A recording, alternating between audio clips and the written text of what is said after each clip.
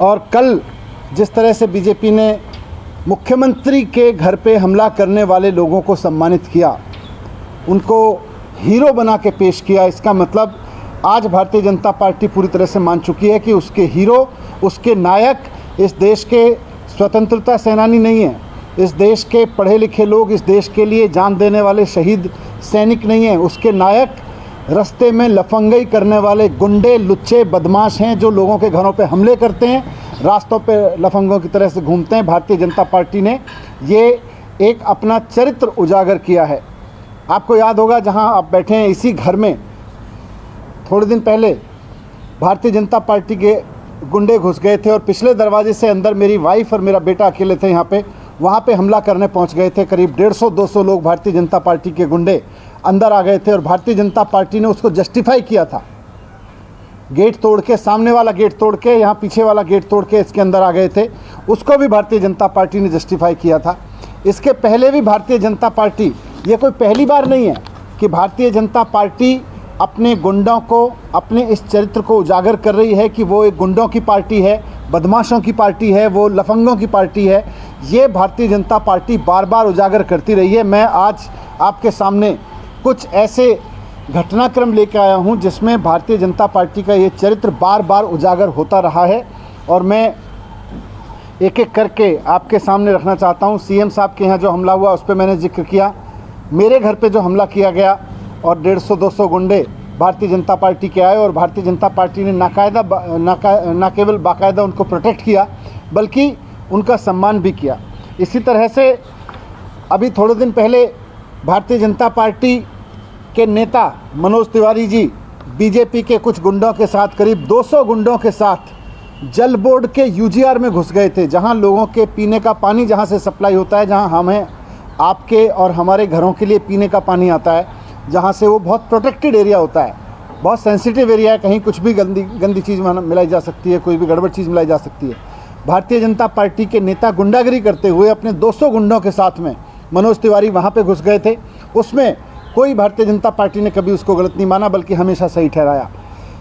इसके पहले भी एक बार जल बोर्ड में झंडेवालान के दफ्तर में भारतीय जनता पार्टी के नेता और उनके गुंडे पूरी तरह से करीब 100 गुंडों के साथ में झंडेवालान के डीजीपी के हेडक्वार्टर में जाके, दिल्ली जल बोर्ड के हेडक्वार्टर में जाके हमला कर चुके हैं और वहाँ पे उन्होंने रिसेप्शन को तोड़ा, वहाँ के कंप्यूटर्स, प्रिंटर, वहाँ की बेंचेस को तोड़ा, वहाँ के स्टाफ पे हमला किया, वहाँ पे महिलाओं के साथ इन्होंने, भारतीय जनता पार्टी के गुंडों ने बदतमीज़ी की थी वहाँ पे।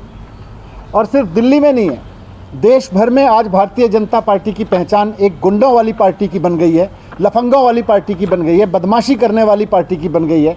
ये सब जगह दिखाई दे रहा है।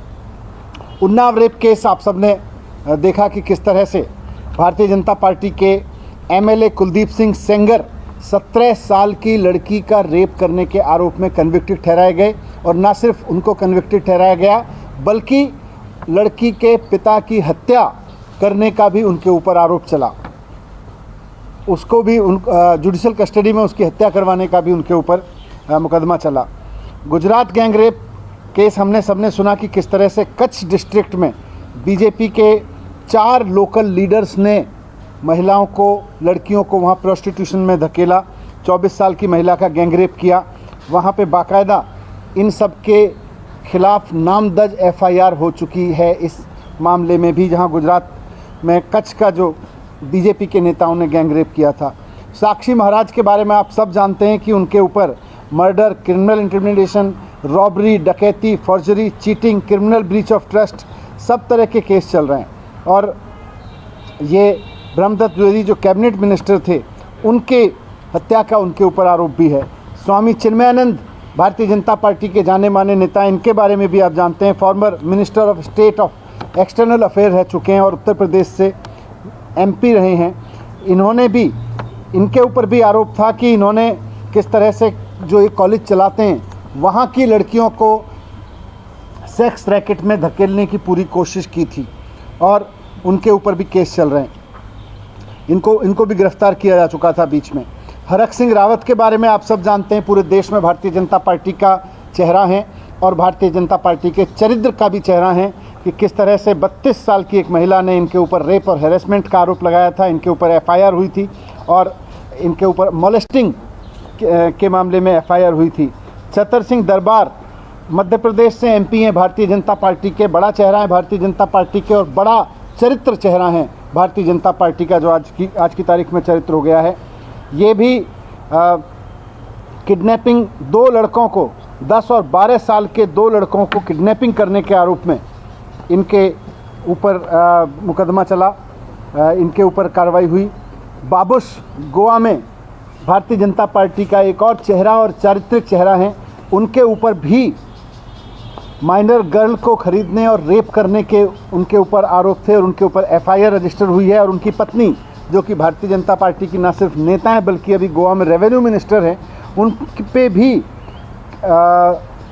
एक मॉब पुलिस स्टेशन पे हमला करने के आरोप में उनके ऊपर भी एफआईआर दर्ज है। इस तरह के लोग भारतीय जनता पार्टी में शामिल हैं। मोदी जी की वर्तमान जो 2.0 कैबिनेट है उसमें 4 मिनिस्टर ऐसे हैं जिनके ऊपर मर्डर के अटेम्प्ट्स के केसेस लगे हुए हैं। विजय जॉली जी, आप जानते हैं भारतीय जनता पार्टी का दिल्ली का एक चेहरा है, वो किस तरह से सेक्सुअल अब्यूज़ के केस में उनको बुक किया जा चुका है और वो अभी त्रिपुरा के भी इनके चेहरे हैं, त्रिपुरा के इंचार्ज हैं। जेठा भाई अहीर, जो उनके ऊपर भी किडनैपिंग और रेप के आरोप हैं, डिप्टी स्पीकर हैं इस समय गुजरात की विधानसभा में। तो ये मैंने आपके सामने कुछ ऐसे केसेस रखे जिससे इस बात की पूरी पुख्ता जानकारी आपको भी मिलती है कि किस तरह से भारतीय जनता पार्टी अपने अंदर रेपिस्ट को, गुंडों को, बलात्कारियों को, हमला करने वालों को, लफंगों को, लड़कियों को छेड़ने वालों को, लोगों के घरों पे गुंडागिरी करने वालों को, इन सबको हीरो की तरह पूजती है, इन सबको अपना नेता बनाती है।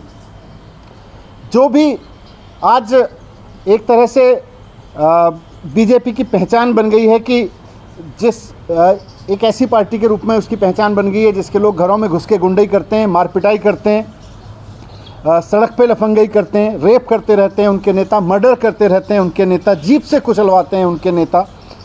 आज अगर अमेरिका में कोई गुंडई करता है तो उसको जेल में जाना पड़ता है, लेकिन भारत में अगर कोई गुंडई करता है तो उसको भारतीय जनता पार्टी में आराम से जगह मिल जाती है। यूरोप में अगर आपकी कोई बेटी को छेड़ता है तो उसको जेल भेजा जाता है, लेकिन भारत में अगर आपकी बेटी को कोई छेड़ता है तो या तो पहले से वो बीजेपी का नेता होगा या भारतीय जनता पार्टी उसको अपने दफ्तर में बुला के बाकायदा सम्मान करेगी, बाकायदा उसको पद देगी। मैं देश के लोगों से कहना चाहता हूँ कि आप कैसा देश चाहते हैं? ऐसा देश चाहते हैं जहाँ गुंडों और लफंगों को केंद्र में बैठी सत्ताधारी पार्टी की शरण मिले, या ऐसा देश चाहते हैं जहाँ पे ऐसे लोग जेल जाएं? आपके सामने अब पूरा चरित्र भारतीय जनता पार्टी का उजागर हो चुका है। ये बीजेपी कभी भी स्कूल की बात नहीं करेगी, कभी भी कॉलेज बनवाने की बात नहीं करेगी, कभी भी अस्पताल बनवाने की बात नहीं करेगी। इसको केवल और केवल देश भर में जो लुच्चे लफंगे लोग हैं, अनपढ़ गुंडे लोग हैं, उनकी ज़रूरत है। और इसी के लिए ये बहुत बड़ी संख्या को बेरोज़गार बनाए रखना चाहती है। बहुत बड़ी जनसंख्या को भारतीय जनता पार्टी बेरोज़गार बना के रखना चाहती है, क्योंकि इनको गुंडई करने के लिए लोगों की ज़रूरत है, सस्ते रेट में बेरोज़गार लोगों की ज़रूरत है, ताकि इनसे अपनी गुंडई करा जा सके। मैं देश के सामने ये भी कहना चाहता हूँ कि आपके सामने आम आदमी पार्टी आज एक विकल्प के रूप में है, जो ईमानदार लोगों की पार्टी है, पढ़े लिखे लोगों की पार्टी है, देशभक्त लोगों की पार्टी है, जो स्कूल अस्पताल बना के आपके अपने बच्चों को एक पढ़ा लिखे होने का भविष्य देने वाली पार्टी है, जो रोज़गार ले सकें। बस हमको अब तय करना है कि हमें अपने देश को किस रास्ते पे ले जाना है। पाकिस्तान या श्रीलंका जैसे रास्ते पे ले जाना है, या यूरोप, अमेरिका और जापान जैसे देशों से भी आगे लेके जाना है। मुझे लगता है हम सबको निर्णय लेना चाहिए कि जो पार्टी गुंडों को संरक्षण देती है और गुंडों को हीरो की तरह से पेश करती है अपने स्टेज पे बिठा के, उसको हमें गद्दार पार्टी का तमगा देना चाहिए। उसको हमें गुंडों, अनपढ़ों, लफंगों की पार्टी देके अब खारिज करना चाहिए। हमें वक्त आ गया है कि हम अपने देश में पढ़ाई लिखाई की राजनीति की बात करें, विज्ञान की बात करें, डिग्री और रोज़गार की बात करें। हम इस तरह की गुंडई और लफंगई की राजनीति को बहिष्कार करें। Thank you. ये मामला पहले से कोर्ट में है, क्योंकि सीएम के घर पे तो क्या आप लोग इस मामले में फिर से अपील करेंगे कि इस तरह से? नहीं, कोर्ट तो, माननीय अदालत तो उसमें संज्ञान ले रही है, इसीलिए उन्होंने सबसे पूछा है। लेकिन इस सब के बीच में जिस तरह से भारतीय जनता पार्टी उनको हीरो की तरह पेश कर रही है, तो इससे सारी चीज़ें, इसीलिए मैंने सारा घटनाक्रम आपके पास रखा कि किस तरह से हमेशा भारतीय जनता पार्टी ने अपने अंदर गुंडों का समावेश किया है, अनपढ़ लोगों का, लफंगों का समावेश किया है। जब जब उन्होंने लफंगई, गुंडई, किसी के घर पे जाके मारपीट, सड़क पे मारपीट की है, हमेशा उनको सम्मानित किया है। इसी तरह का देश भारतीय जनता पार्टी आज खड़ा कर रही है। बीजेपी बार बार कह रही है कि उसकी हिंदूवादी भावनाओं को ठेस पहुंचाएगी, उसका ये तर्क किया जा रहा है बीजेपी नेताओं का। किसी के घर में गुंडों की तरह घुसना, मेरे घर में गुंडों की तरह, इतने सारे केस मैंने आपके समय रखे। ये किसकी भावनाओं को, लड़कियों का बलात्कार किसकी भावनाओं को ठेस पहुंचाता है? इनके लोगों के ऊपर आरोप लगते हैं कि ये कॉलेज के नाम पे चलाते हैं तो वहाँ की स्टूडेंट्स को सेक्स रैकेट चलाने के लिए फोर्स करते हैं। किसकी भावनाओं को ठेस पहुंचाने की बात करते हैं भारतीय जनता पार्टी वाले? इनको शर्म आनी चाहिए कि ये इस तरह के बहाने लेते हैं। कोविड-19 के केस बढ़ रहे हैं, 300 पार आंकड़ा चला गया, संक्रमण दर 3.95 पहुंच रहा है। किस तरीके से? नहीं, उसमें अभी तक जो मैंने कल भी कहा था कि कोई ऐसी घबराने की बात नहीं है। केस बढ़ रहे हैं, हम सब भी देख रहे हैं कि अब केस बढ़ रहे हैं तो उस पर नज़र भी है सबकी एक एक पे, लेकिन अभी हॉस्पिटल में नहीं है। अभी मैं LNJP से भी बात कर रहा था, LNJP हॉस्पिटल के ऑफिसर से, वहाँ भी 6 केसेस हॉस्पिटल में हैं, तो हॉस्पिटलाइज नहीं हो रहे हैं। स्कूलों की स्थिति को लेकर किस तरीके से निगरानी करें? स्कूलों में भी अब केस आने शुरू हो गए। नहीं, अभी तो बंद ही है। तो ऑफकोर्स पेरेंट्स स्टूडेंट्स के वरीड है। नोएडा के स्कूल्स में काफ़ी केसेस आ गए हैं। नहीं, अभी तो हमने तो इंस्ट्रक्शंस जारी की हैं कि अगर कहीं कोई केस आता है तो उस तरह से उसके SOP को फॉलो किया जाए। नहीं, मैं सबको आग्रह करूंगा कि परेशान ना हो, थोड़ा सावधानी रखें। कहीं से भी कुछ पता चले तो अपने बच्चों को प्रोटेक्ट रखें। सरकार भी कोई नहीं, SOP तो हमने परसों जारी की थी। कोई भी केस है तो उस विंग को बंद कर सकते हैं। वो क्लास या वो विंग, वो डिपेंड करेगा कि जो अफेक्टेड आदमी है वो कितना टच में रहा है, क्या है।